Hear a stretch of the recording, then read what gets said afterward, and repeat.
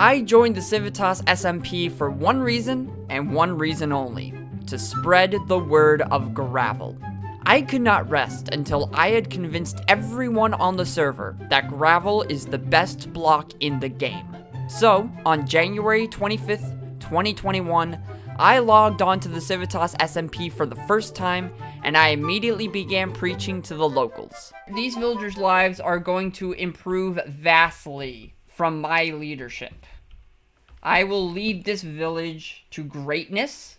I will lead this village to prosperity. Don't make fun of me, okay? I had to start somewhere. I then began building a house overlooking my villager subjects, and it was during this construction that I faced the first obstacle in my quest: the crafting Pichu. For some reason, she hated gravel. She hated it so much, in fact, that when I tried to add gravel to the back wall of my house, she tore it down. What the heck? It was at that moment that I realized that getting everyone on my side would be much harder than I'd previously hoped. Luckily, I managed to add another person, sleep deprived, to my team, and together we formed the Gravelites, the heroic defenders of the gravel block. In retaliation, Pichu formed the Sanders, a radical faction that worshipped, get this, sand. Disgusting. Now, I didn't want Pichu's new faction to steal any potential Gravelite, so I decided to delve into the world of propaganda. Over the next few days, I constructed the Gravel pixel art, a pixel art which, when viewed on a map, was meant to look like a block of gravel. And after countless hours and thousands of blocks, we finally completed the best propaganda poster in the world. Oh, wait, it looks nothing like gravel? Huh. And now Pichu's built over it to make it look like a block of sand? Well, fuck. I wasn't about to let this deplorable behavior go unpunished, so, as revenge, us Gravelites gathered stacks of gravel, snuck over to her house while she was away, and filled the entire place with gravel. Granted, this may not have been the smartest of decisions, because when Pichu saw the damage we had done, she formally declared war on the Gravelites. And we declared war on the Sanders. Over the next couple weeks, both sides gained massive followings. The Sanders snagged one Chris, a PvP legend and arguably the best fighter on the server, and Sample Splash, a technical mastermind who can make any farm in the game. Meanwhile, us Gravelites acquired Astral Pink Rose, a dedicated warrior willing to face any challenge, Klopfer, the up-and-comer who's now a Bed Wars sweat, Mason Maniac, the most brave turkey I've ever met, and Luke Scores, who was really just there to try to kill Chris. Quick, get Chris, he's AFK.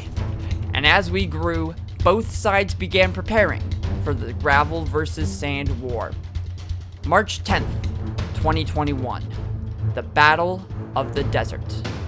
The Sanders had built an ornate sandcastle with sturdy outer walls, a bunch of homes, and enough sand to fill the Sahara Desert. Our job? Blow it to smithereens. So, we gathered up all the TNT and potions we could make and headed over to the battlefield. The rules were simple. Each Gravelite had only 3 lives, while the Sanders had infinite lives. We had to destroy as much of the sand castle as possible before we lost our 3 lives. If the build was still standing after the fight, the Sanders would win. But if we left the place unrecognizable, then the Gravelites would be victorious. And oh boy, did we leave that place unrecognizable. Our team quickly zeroed in on the enemy base and began destroying everything in sight. First, we used TNT. Then, once we ran out of that, we used our pickaxes to mine their puny fortress block by block. They tried to stop us, but we slaughtered the Sanders over and over again until their armor shattered. And then we killed them even more. It was a flawless execution. Except for one tiny flaw when Astral and I blew ourselves up with TNT minecarts. But other than that, it was perfect. I left that battlefield feeling like a king. I felt the gravel gods smiling down upon me, and I knew that from here on out, nothing could go wrong. So, naturally, that's when everything started going wrong. First, Sleepy abstained from the Gravelites, stating that she had found enlightenment and only believes in peace or something like that. Then, Astral, my second in command, became increasingly bloodthirsty as her alter ego, Void, started taking over. Now, you'd think that having a bloodthirsty warrior would be helpful in a war, but no. Void would try to murder everyone in her sight, including myself. That's a huge problem. Regardless, we had to carry on with the war, and before I knew it, we were on to the second battle. This time, the roles were reversed. Us Gravelites had constructed a secure underground base, complete with winding tunnels, deadly traps, and a hidden vault full of gravel. The Sanders had 30 minutes to find the base and break into the vault, all while we hunted them down. If they failed, we'd claim our second win. The battle was tough, but we managed to hold our own against the Sandy onslaught, and after 30 minutes, the Sanders hadn't even come close to penetrating the vault. We won! Or so I thought. You see, while we had been defending our base against two of the Sanders, the third one, Chris, snuck behind our defenses, broke into our vault, and snatched all the precious gravel. And none of us had any clue until we looked into the vault, only to find a couple skeletons. Of course, the Sanders spent the next few minutes rubbing it in our faces. How do you like your vault, guys? I think it looks fantastic. It looks amazing. It's beautiful. Beautiful. Woo! So secure. Those jerks. That battle shattered my confidence. I had thought the power of gravel would allow us to accomplish anything, and yet here we were, being humiliated by some dirty sand people. However, I knew I couldn't lose hope. I knew I had to keep fighting for my troops, and more importantly, I had to keep fighting for gravel. We needed one final battle. One final chance to prove that gravel is the best block in the game. So, with the power invested in me by the gravel gods, I gathered the troops and we headed to the battlefield. Immediately once we started fighting, I knew we had this in the bag. We slaughtered the Sanders with ease, and once we won, we declared Gravel the supreme overlord of the server, and had a giant gravel statue built right at spawn, and just kidding, we lost. But, to be fair, the final battle was a game of capture the block, where we had to run over to their side, grab their sand, and bring it back to our side, all while they would try to murder us. What a stupid idea for a final battle. Honestly, whoever came up with that idea should be ashamed of themselves. I bet the whole thing was rigged from the start. Regardless, that defeat hurt badly.